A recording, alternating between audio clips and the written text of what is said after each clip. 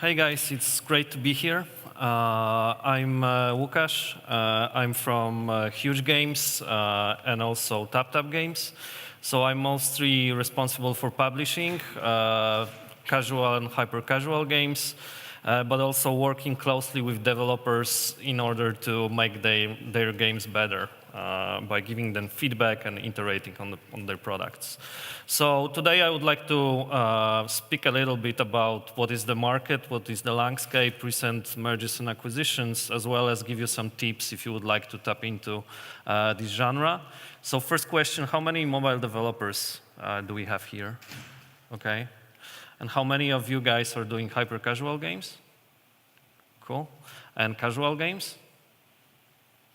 Okay, great. So briefly about us. So Huge is like one of the free-to-play global market leaders. At Huge, we are mostly focused on social casino games. So the company was founded in 2014. So in 2017, we generated 150 millions of revenue.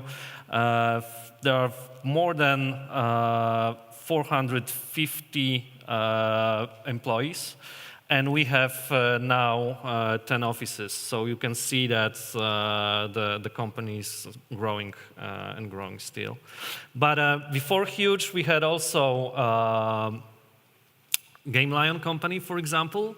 And if you look at our whole team, and our team members so far developed more than 200 mobile games, so across all of the genres. So hyper-casuals, arcades, mid-cores, hardcores, and so on.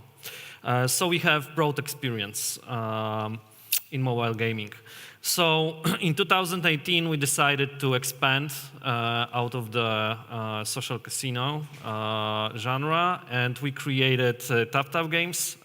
So we developed like more than 30 games and also much more prototypes, which we tested within the market. So each game by this studio, by TapTap Games, was developed one game per week. So we did a lot of prototypes, and we have 24 people. So TapTap Games is like our internal studio, but we also, as I told you, we do publishing, where we also work closely with developers on making their games better and learning from each other. So quickly about hyper-casual games, you can see some of the gameplays here. So these games are like tap and play. So you open the game, you know how the mechanics works, and it's like instantly playable. They're very minimalistic, so one or two mechanics inside. Easy to understand UI, so you don't focus your user on the UI, but on a gameplay. So these games are played in buses, queues, so the session is very short. On average, it's like 2 minutes. One or two mechanics, they are replayable. For sure, people are getting back to these games within a week. I will tell you more about it later on. For sure, this game needs to be YouTubeable, which means that if you see the gameplay, you understand what the game is about. What is the goal of the game? What is the fail of the game? How to make perfect inside the game? So these are aspects which you need to include when you want to be successful. And for sure, these games are appealing to many. So it's not like focus on, let's say, hardcore players, but they go very broad. So people, when we look at the audience within these games, we see that people are treating them more like entertainment than like a game. Some preview of our other games so far. Mostly successful was Roller Coaster Dash and also Super Air Traffic Control. And going into the market, so as you saw, mobile is growing and will be growing. And you can see that comparing to PC and other platforms, it has the biggest market share. So over 2.9 billion people play free-to-play games, which means every third person in the world. And if you look at the game spectrum of mobile games, we can see that there are four main genres. It's like hyper-casual, casual, mid-core, and hardcore games. Each of these games are having their specifics. So if you decide that you want to do a mobile game, you need to first think about the genre, and then you need to know several stuff. Like, for example, hyper-casual games, their CPI, so cost per install, is very low, under 50 cents. And if you go to the right, your CPI will definitely increase. So casual, let's say it's like more than 50 cents. Mid-core is $6 to $11, and so on and so on. Of course, development is way more easier for hyper-casual games, so you can do this game within 1 week or 2 weeks, test it out on the market and see whether it performs or not. The life cycle of the game is like, it's also not so big, but there are examples. For example, Snakes versus Blocks of Voodoo game, which still like performs and generates some revenue. And going into casual, midcore, and hardcores, of course, the development takes years to get the product on the market, and also the life cycle, of course, is like bigger. Mostly, you are in terms of revenue. For example, hyper-casual games, you are monetizing by ads mostly, and mid-core, hardcores, and casual, you have possibilities to monetize them within in-app purchases. Also, in terms of organic traffic,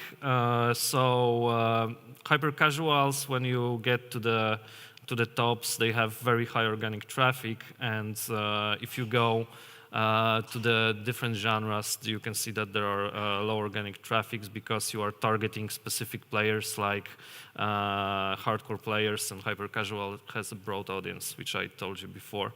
So these are hyper-casual. Isn't something new. So back in the old days, when I speak with developers like who develop their games in 80s, for example, they tell me that back in those days they called them 5-minute games, which is true for hyper-casual sessions. And you can see on the slide, like, there are several refreshed titles done by, for example, Ketchup or Frogger and Crossy Road. The first hyper-casual game which we saw was like Pong, where first of all it has one way of control, which is super important in hyper-casual games. You tap and play. So in Pong you have one controller, and also the goal of the game was like super short and super specific, so avoid missing ball. If you can describe your hyper-casual game within one sentence, you are aiming to have a hit. The first company which built sustainable business model on top of making these simple games at big scale was, of course, Ketchup. So year by year, you can see the download rates, where you can see that the download rates are in millions, and still, like the games which hit the top of the charts are performing the same. Genre leaders. So there are a lot of publishers and developers on this genre, so it starts to be a very crowded market. So for sure, for now, Ketchup and Voodoo are most popular ones. Speaking about them and numbers, so Ketchup released more than 160 games. They generated 700 million downloads in 2016, 23 million downloads per month in 2016 as well. What interesting facts? For example, Voodoo is like they released more than 40 games published, 150 million monthly active users in 2017, 300 million downloads 2017, and they are aiming to get to 1 billion downloads in. They aim to get to 1 billion downloads in 2018. So I took it from one of the Apani reports. You can see that if you look at the top of the charts in 2018, you can see that most of the top 5 in these countries were hyper-casual games. Which we see still this trend still exists. One of the things which we are also looking at when analyzing the genre is acquisitions and investments, which happens. So if you look at hyper-casual, you see that Ketchup, for example, was acquired in 2016 by Ubisoft. Voodoo had a big investment from Goldman Sachs in 2018, 200 million. Zynga was acquired Gram Games for 250 million. So looking at this will give you so guys like Goldman Sachs or Zynga or Ubisoft are believing in this genre, so they are investing or buying companies. Wrapping this up and going into some tips and tricks.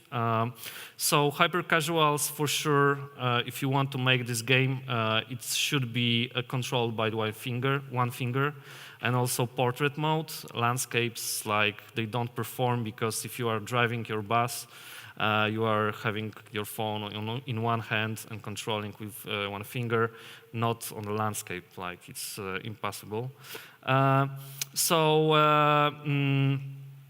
What you need to do also is like progression is a key. So you need to show the user where he is at specific level and how far is to end the level. Also, like, they are not having a lot of brain effort, so if you look at the gameplay or screenshot, you can see what the game is all about. Session times are typically very short, so till 2 minutes. One of the tips which we see is like, in terms of session, is like the gameplay should be constructed in such a way that if you put your app on the background, into the background, so you are closing the game, putting it into the background. If you put it out of the background, you should be at the same point when you put it into the background. So you can't. So the game can't fail. So user needs to have a possibility to get back and continue the gameplay, because if you are getting out of the bus and going somewhere, or get out from the metro and going to the bus, you need to have a way to not fail. Failing within hyper-casual games is like, if you have big fail rates, you will not have a lot of users and your retention rates will be low. So experience lightweight minimum UI, as I told you. From the business perspective, they are mostly, you monetize these games by ads, rewarded video ads to revive, so watch to keep going. There are, of course, it's banners and interstitials as well, and IAPs to remove ads. And if you look at the split between IAPs and ads, 80% or between 80 and 90% of the revenue is generated by ads, and 10 or less is by IAPs. So IAPs mostly to remove ads. And as I told you, there is mass market for these games. Of course, it's always good to have somebody to and some budget for user acquisition. So that's why most of the studios are working with publishers who has also experience on product side, monetization, and user acquisition. So some of the takeaways. First, what is super important is like your game needs to be innovative if you want to have, if you want to make a hit. There are two ways of doing this, and also which impacts your research. So first, you can go with the trend. That's one thing. So you can look at, for example, App Annie or Data Magic, Rocks, these tools, and see what kind of games are now trending, meaning what kind of mechanics used within these games are snackable for the users. Or you can go the other way around, so think about something super innovative, which for sure will in this approach, you are increasing the probability that your game be some sort of trendsetter. So, for example, Helix Jump is the very good example of such sort of hit. They didn't follow the trend, but they created new mechanic, and they hit top of the charts. So innovation. So to make innovation, you need to for example, if you work in a weekly iterations, you need to, let's say, sit on Monday and look what's going on the market using the tools. And think about new concepts or how you can twist existing mechanics. But research is super important here. So as I told you, App Annie is one way to do the research. Other is Data Magic Rocks, a very good tool. And also looking, for example, at store and recommendation will give you also some information. It's always good to create some sort of Excel and track it. So track mechanics, whether the game is single or multiplayer, what's the core mechanic, what's the goal, what's the special, how user can make a perfect. These kind of insights, when you play these games, will definitely help you. So other thing which we see is like your game needs to have unique selling point. Which is appealing to users. So how to find these unique selling points? For example, the good way is to look, for example, what is trending on Instagram or YouTube or on other social, Imgur, for example. So you can look there for some content which is attractive to the masses. So for example, there were games like many of the games with like basketball balls and so on. So we took these mechanics and we did a twist. So we made a kitty jump. This is one of our games which definitely performed better than because the content was different within this sort of mechanics. What is also super important is like, and I always recommend developers to or game designers to do this exercise. So if you think about some sort of mechanics or game in hyper-casual mechanics or game, first thing you need to do is like make a screenshot. Try to show the whole game idea, the goal, the mechanics, the controls within screenshot. And if you show it to someone and he easily understands it, you are on a good way to develop the prototype. As I told you, only one control. So if you work on, for example, some sort of document, you need to also jot down what will be your control. So you can tap to jump, swipe to shoot, or move, tap to turn, or swipe and release to shoot, tap to run, many other possibilities, but you need to have it defined well, and also you need to show it to the users. So what we are doing within our games, if you launch our game, you will see some kind of overlaid tutorial. First, you open the game, you see the gameplay, and then you are starting to understand how I should play this game. So if you download, so for example, Roller Coaster, you will see that there is a overlaid hand which describes you how the mechanic works. It's super important that user understands the goal, the controls, and also the progression. So, okay, here is the example of this tutorial, which I told you about. And also, minimalism is the key here. So you don't put a lot of UI inside the game. Only thing is like something which describes the progression or the goal. So here is one of the examples. So user understand that the goal is like to get more points to progress.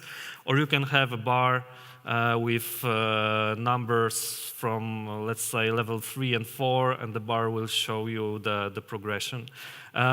Going from one level to the other, it's super important for your CPIs and also retention that you show the progression. For example, what works, it's like changing the backgrounds of a game. So each level have different backgrounds or different world. It will definitely increase your retention and decrease the CPI, which is CPI is mostly related to visuals and also gameplay. But yeah, so clear communication. It's also important. So the gameplay elements have, for example, a higher contrast than the background. So you are focusing user more on the gameplay. Long-time motivation. Here you can see that we have this progression bar, which I told you. You can put some achievements there, but progression here is the key. What we do also, it's like we are trying to mix the existing mechanics to add some freshness. So here you can see the Rise Up, the game, which performed very well. And we took the mechanic from this game and applied some designs from GTA, let's say, and we generated this way something new on the market. So you can think about and use such kind of approach in your games. Other stuff which we did was like playing with the camera, so changing the view. So you can have same mechanic, but the view of the camera is different. Here are the mechanics which we identified for hyper casual. It's good to take a shot of this slide. What we do is like we use one mechanic, or we try to use two mechanics to mix them up. So, for example, you have runner game, but at the end you need to aim and shoot in some sort of shoot somewhere. So nowadays you can see that the big players like Voodoo or Ketchup or others are trying to, and we see that in 2019 that it will be super important, is to give more depth into the gameplay. So it's not only one mechanic, but adding some sort of like perfect or other stuff which will create more depth into the game. So how the process looks like within our team, and which also applies to which we recommend also for developers, is like we work on a prototype, we finish a game with only core features, so only the core gameplay, and then we launch it. We do a soft launch, which is we do paid user acquisition, and we look at the retention metrics and CPIs. So if the game performs, so reach our benchmarks, we are like adding additional features. If not, we are killing the game. So you need to be hardcore here and have some sort of killing framework in order to succeed. So we also do some iterations with developers. So if the developer will not hit our metrics, we are trying to improve the gameplay. So we are working closely together with developers in order to iterate the product, put it on another test, see the metrics, and then maybe do some additional changes. Yes, so if the game performs, we are publishing or launching the game and scaling it up. If not, we leave it and move forward. Looking at the metrics and the benchmarks, so retention, it depends from publisher to publisher. We see that day one higher than 40% is like it's good. Of course, other publishers have requirements of having day one retention 50% or more. But the good part here is like if you are designing your prototype and you want to launch it, you need to focus on day one retention. Not focus at the start, not focus at day 7. But only day one, because you would like to see whether the game, your audience likes the game or not. So if they will come back to the game after first day of downloading it, it's good. So you are testing mechanics with the market. If it goes well, typically, this kind of test lasts, in our case, 3 days. So after 3 days, you know whether your audience liked the game or not. If they liked, you are putting more content into the game. So creating more levels, adding some, let's say, perfect inside the game, perfect hit or something like this, improving the feedback for the user, so the game is super appealing and he likes it, decreasing the fail rate, and so on and so on. So tools which can help you here to iterate on the gameplay.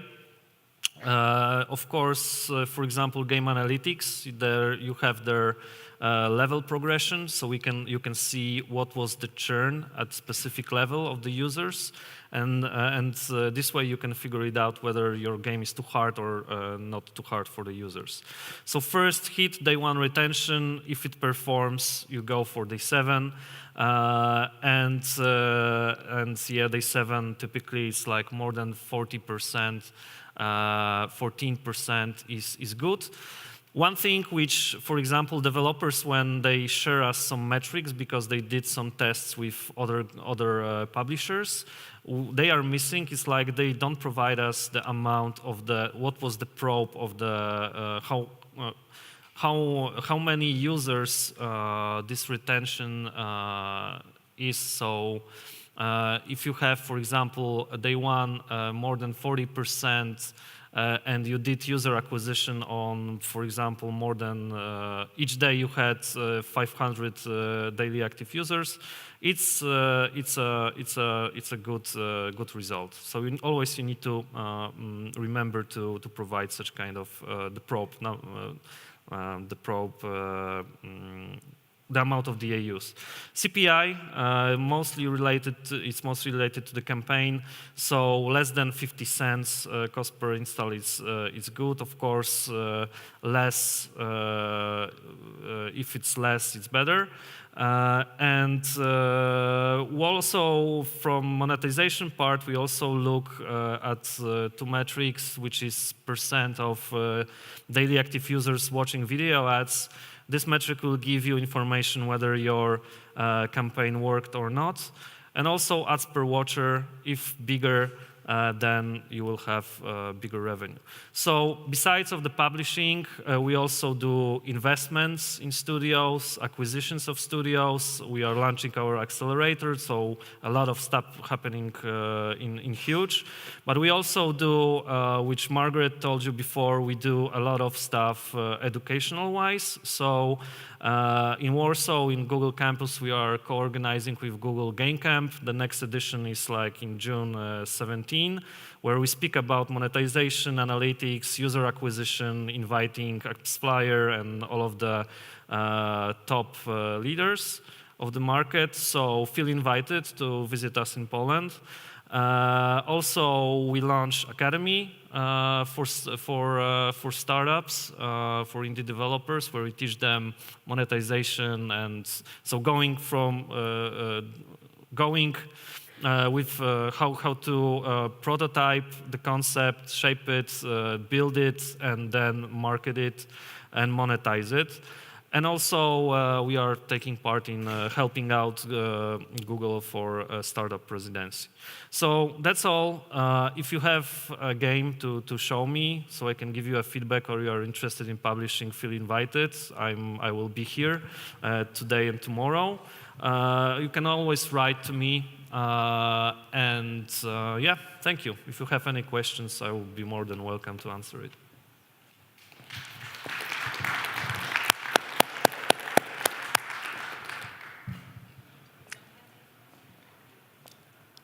You have a question? That was a stealth ask. Thank you for the talk. So my question is, what channels, user acquisition channels, do you use for soft launches, for hyper-casual games? So we use like, first we start with Facebook. So Google and Facebook are two channels where we do user acquisitions at the beginning. It depends on your experience. For example, Google is easier than Facebook, but we use these two to test it. Then we can move to the other ad networks to Yeah, sure. You need to start, so because it impacts your CPI, right? If the audience will be big, your CPI can be low. Yeah. But just following up on that, so if I think back to one of your charts earlier, you were showing that in the hyper-casual sector, you have really high organic growth, but in fact you are doing UA. Is the UA there just to kickstart, and then are you hoping for viral, or is it essentially a kind of a cross-promo across titles? We don't do a lot of cross-promo inside our games, but it's like, as you said, it's like boosting the game up and then having organic traffic. That's the approach, but other competition, for example, Voodoo, is like cross-promoting the games inside their apps. They are doing this. Mm-hmm. Any more questions for Lukasz?